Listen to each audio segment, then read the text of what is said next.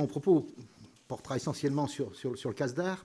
Je rappelle que les dépenses financent la recherche appliquée agricole par les instituts techniques et des appels à projets, et en parallèle, son développement sur le terrain, par l'aide de conseils techniques. Je le rappelle, le CASDAR est financé, comme l'a dit Laurent Duplomb, par une taxe sur le chiffre d'affaires des agriculteurs mise en place explicitement pour financer la recherche agricole appliquée, pour un tiers aux instituts techniques, un tiers aux chambres d'agriculture, un tiers pour des appels à projets. Je vais vous le dire franchement, Monsieur le ministre, mais on vous l'a déjà dit, nous ne comprenons pas votre proposition. Le budget acte une baisse du plafond des recettes affectées au CASDAR de 10 millions d'euros par rapport à l'année dernière.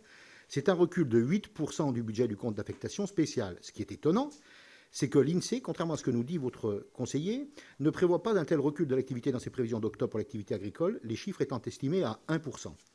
Je vous accorde que personne ne connaît vraiment les prévisions, mais le gouvernement avait d'autres choix. Il pouvait, par exemple, laisser le plafond actuel et constater, en cours d'année, une recette inférieure, ce qui a été fait entre 2014 et 2017. C'est ce qui avait le mérite de préserver les dépenses de recherche. Pourquoi ne pas le faire dans ce budget? Il pouvait également, le gouvernement, également compenser la baisse des prévisions des recettes en sanctuarisant les dépenses, par exemple, en dégageant 10 millions d'euros sur le budget général pour garantir le financement des instituts techniques. L'article 21 de la LOLF le permet. Pourquoi ne pas le faire dans ce budget?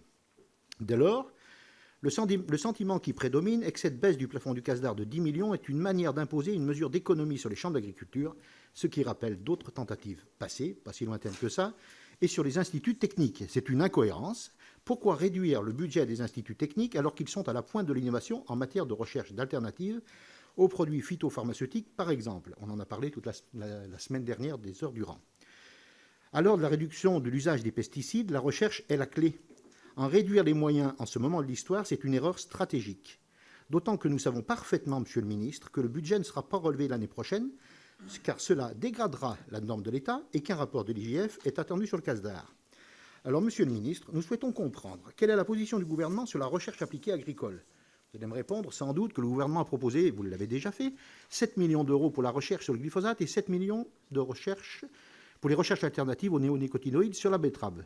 Je m'étonne qu'il ne figure pas, comme l'a dit Laurent Duplomb clairement tout à l'heure, qu'il ne figure pas au budget. Comment comptez-vous les financer? Pourquoi ne pas les inscrire? S'ils interviennent en gestion, quelles mesures d'économie seront prises en contrepartie? Vous me répondez sans doute, vous l'en avez, mais pas très clairement tout à l'heure, que le plan de relance et le PIA prévoiront des crédits à la recherche. Mais, excusez-moi, c'est du one-shot. Moi, j'ai pour habitude de dire aussi que c'est un fusil à un coup, car la réduction des pesticides va prendre du temps, des années. Et on sait que les programmes de recherche s'inscrivent sur des années. Alors pourquoi un tel saupoudrage? L'État manque d'un instrument visible, global, lisible, rassemblant toutes ces initiatives en matière de recherche agricole appliquée pour réduire l'usage d'intrants. C'est essentiel pour mieux en suivre les résultats. C'est essentiel pour le travail parlementaire. C'est essentiel également pour mieux communiquer les avancées. Envisagez-vous, ma question est très claire du coup, Monsieur le ministre, de réfléchir à une telle organisation? Je vous remercie.